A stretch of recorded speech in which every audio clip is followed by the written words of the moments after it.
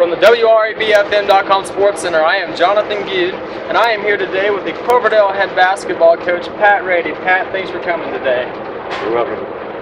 Well, Pat, you were the 2015 Putnam County Fair Grand Marshal for the parade. Kind of explain your experience behind that. Well, it's a neat experience, and because it's such a prestigious parade, and Putnam County is known for having one of the best fairs, and also one of the largest and most prominent parade that go along with the fair. So this has been done by a lot of great people in the past. So being a Putnam County boy, being born in Rochedale, coached a little bit at Russellville, coached at Bainbridge, and now coaching Cloverdale, it was quite an honor for me to be part of the parade. Earlier this year, you had the honor of being selected as the National Coach of the Year for boys high school basketball. Kind of explain that tribute to you. Well, I don't know. That's kind of a surprise to me. I was satisfied just being representing Indiana, and so when I got the word through Mr. Stoltz and Mr. Wade, when they told me at school, it was really something I appreciated. But I have to give credit to the players that's played for me and the coaches that I've learned from. So many coaches have helped me throughout my career.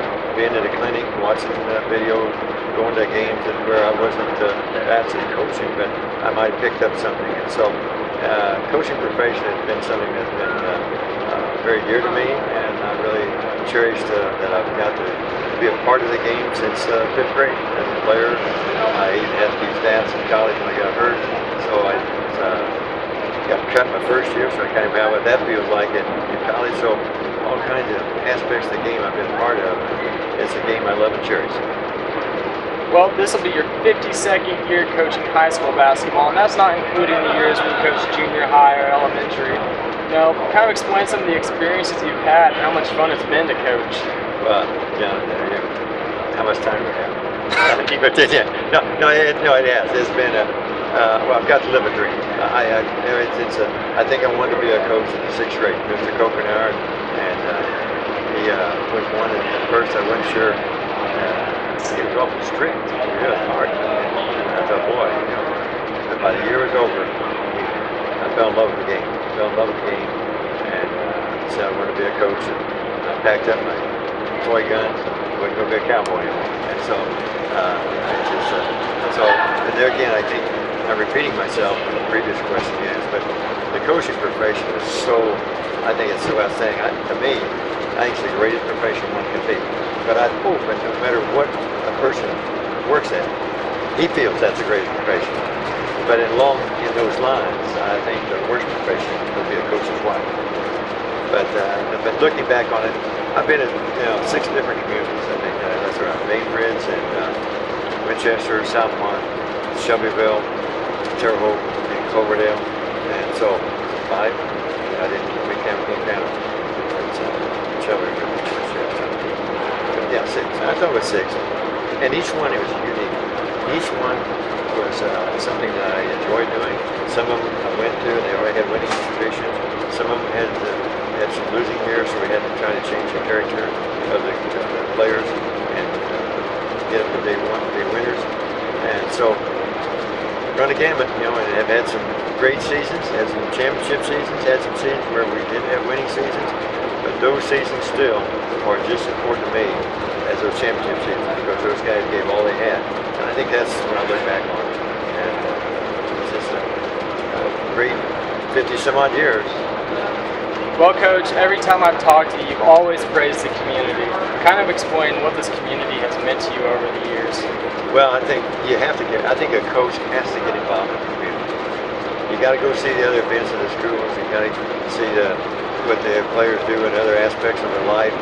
And so I think that's so important. And I think the other sport teams, you watch them, you're out there. Because many times I was at a small school where you had the multi-athletes. Maybe you didn't have it at a big school, but you'd be surprised. The real good athlete also participated in the sport. So those things I think, are always important to me, and I think the community, I think the service clubs and the churches are all involved. And I think when I started coaching, I think it's drifted away, but I think that one focal point was, at a community, basically was the school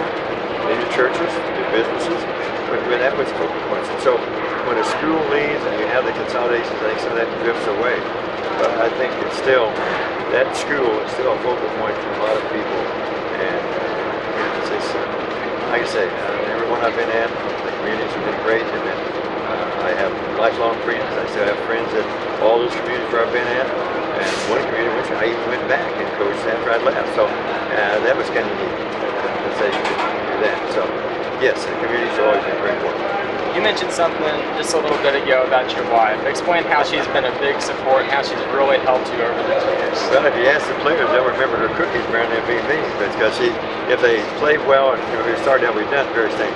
It's been brownies, and then it switched to cookies, and now it's back to cookies. And if they win, well, she'll bake the cookies, or if something special happens, she'll, like championship, she'll make a little plate. And so she's been involved. We've had the players down to the house. We like to do that, and have been as well. And Goode, I still live at Terre Haute, but when I was really living in the community, the door was always open. And so we always enjoyed players come by the house, and whether just watch the ball game, eat popcorn, or sometimes we fix hot dogs, or she'd fry hamburgers for them. And so it's that aspect is she's always been willing. I'll call and say, Margaret, I forgot the team playing. I got to go scout. She may have the fried potatoes cooking. And she knows I love fried potatoes. And so, but she won't tell me. She just probably pitches them out and says, okay, be careful, and see you when you get home. So she's been a very big part. There's no way. A coach cannot coach without a sporting wife. And I have one of the best, but I'm sure every coach says that. But going back to the profession. But no, she's allowed me to live my dream, and I couldn't have done it without her. She's been a very good, great coach's wife, and I cherish each one I give her. Well, you're not the only one in the family who's kind of taken that coaching career. You've got a younger son who has had head coaching experience elsewhere, and has even coached a couple of college players. But he's been able to help you out while you've been at Cloverdale. Kind of explain, how happy it's been to have him along. Well, that's a unique. I think anytime a father and son can do something, whether it's on a farm, or whether it's a lawyer that brings him in against a profession, or a farmer, and then his son would come in, I think that's something special, a special bond. And we have another son that has also been, watched him grow up, and he lives outside of Baltimore. And so Patrick and Michael have both been two sons that they sacrificed to allow me to coach.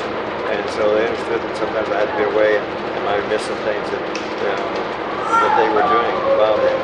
So it's nice but to be with them and to be in a close time as coaching has been a blessing, and I've really enjoyed that experience. And he's got a great basketball mind, and so a lot of things we share a lot of things, and we can disagree, and we can agree to disagree. And so I think that's a great combination, because it makes each one of us, I think, a better coach, and get playing better for the game. And that is Patrick Rady that has been helping Coach Rady here out the past few years. Coach, we appreciate you coming out today and taking the time to talk to us. It's always been a pleasure. Okay, thank you, John. Thanks for having me. And like I say, good luck in your new career in the radio. Thank you. I look forward to listening to you and Doug. And, a lot of times it's a replay that we hear, but it's always good. This radio station does a lot for athletes in Putnam County, and we appreciate that. I appreciate it very much, Coach. Okay. Thank you. Thank you.